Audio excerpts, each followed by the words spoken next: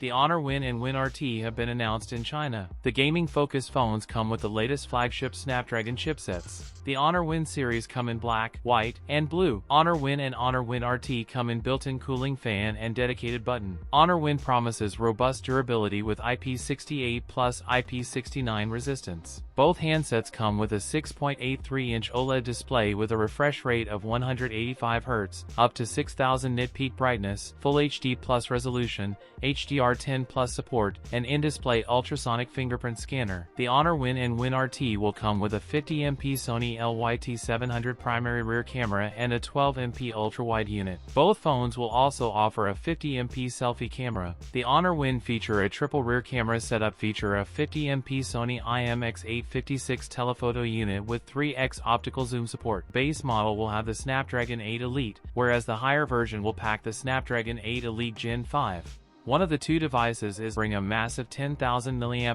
battery with 100W wired charging support. The Honor Win is available in a 12GB per 256GB model that costs 3,999 Chinese yuan. That's it for today's video. If you enjoyed it, don't forget to like, comment, and subscribe for more content. Thanks for watching, and I'll see you in the next one.